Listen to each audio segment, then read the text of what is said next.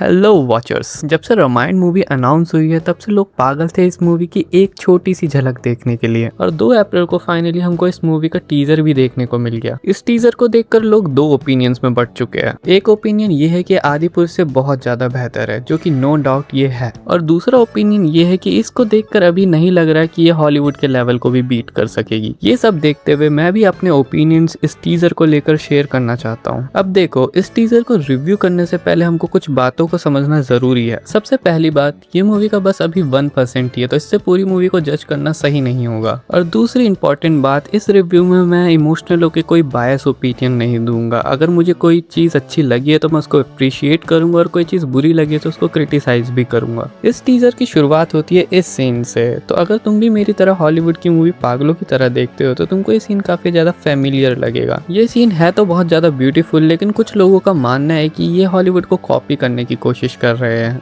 और मेरा मानना यह है कि तुम किसी को कॉपी करो या ना करो, बस तुम्हारा इम्प्लीमेंटेशन अच्छा होना चाहिए। और इसी के बाद देखने को मिलता है ये वाला शॉट। ये इतना ज़्यादा ब्यूटीफुल सीन है कि इसको आप वर्ड्स में डिस्क्राइब कर ही नहीं सकते हैं। बट इसको लेकर मेरा ओपिनियन ये है कि अगर आप ऐसे शॉट्स लेते हैं तो आपको ये सब नेचुरल लोकेशन में जाकर शूट करना चाहिए, क्योंकि इसको देखकर तुम ईजिली बता सकते हैं कि ये CGI से बनाया गया है। और फिर आता है ये शॉट। ये शॉट बहुत ज़्यादा सिनेमैटिक और रिच है, पर बहुत से लोगों को ये AI जनरेटेड लग रहा है। अब पता नहीं ये रियल में AI जनरेटेड है या नहीं, पर इसके AI जैसे लगने का कारण ये भी हो सकता है, ये जब भी कोई इमेज या वीडियो जनरेट करता है तो वो बहुत ज्यादा परफेक्शन के साथ जनरेट कर देता है, जिसमें कलर्स एंड लाइटिंग बहुत ज्यादा परफेक्ट लगती है। और अगर तुमने किसी भी मूवी के बिहाइंड द सीन्स देखे होंगे तो तुमने नोटिस किया होगा कि वो भी बहुत सारी आर्टिफिशियल लाइट्स का यूज करता है अपने शॉट को सिनेमैटिक दिखाने के लिए। तो हो सकता है कि इसी वजह से इस टीजर के कुछ शॉट आपको AI जनरेटेड लगे।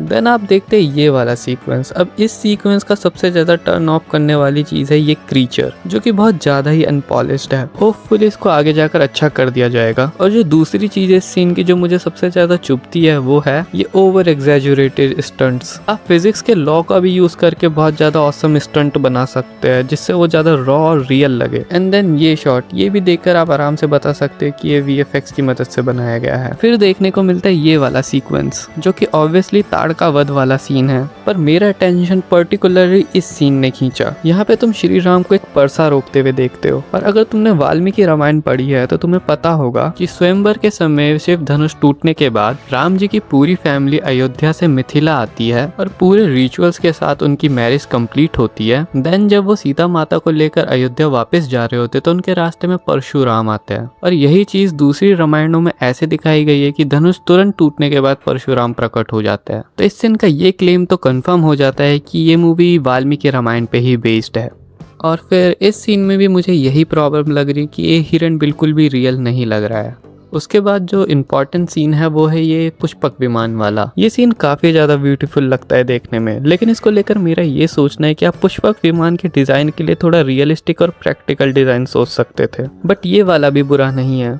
इस टीजर का सबसे परफेक्ट पार्ट जो है वो है इसका म्यूजिक, जिसमें तुम चाहकर भी कोई कमी नहीं ढूंढ सकते। पर काश मैं ये बात इसके VFX के लिए भी कह पाता। और इस मूवी को लेकर हम ये विक्टिम कार्ड भी नहीं खेल सकते कि बॉलीवुड के पास इतना बजट नहीं होता, क्योंकि इस मूवी का बजट अवतार मूवी जितना ही है, और अवतार के VFX तो आज भी सबसे ज्यादा डोमिनेंट है। और इसका इतना अच्छा होने का मेन कारण है डायरेक्टर का विजन और उसकी डीप रिसर्च। अवतार मूवी के बजट का ज्यादातर पैसा उसके VFX और रिसर्च पर लगा है, और अभी पता नहीं कि रामायण मूवी के लिए कितनी अच्छी रिसर्च की गई है उसके कैरेक्टर डिजाइन पर, उसके VFX पर और उसकी स्टोरी पर, या फिर सारा पैसा इसकी बड़ी बड़ी कास्टिंग में लगा दिया गया है। मैं उम्मीद करता हूँ कि ट्रेलर आने तक ये सारी कमियों को ठीक कर दिया जाएगा। और हाँ, जल्दबाजी में कोई भी अनपॉलिश्ड वर्क रिलीज ना करिए, क्योंकि रामायण की स्टोरी को तो हम सब इंडियंस बचपन से ही जानते हैं। हमें तो बस अब एक प्रॉपर रिप्रेजेंटेशन चाहिए रामायण का, ताकि हम भी सबके सामने ये कह सके कि हमारी इंडिया में भी इतनी अच्छी मूवीज बन सकती है। तो ये था मेरा ओपिनियन। तुम मेरी बातों से एग्री करते हो या डिसएग्री, ये तुम कमेंट्स में ज़रूर बताना।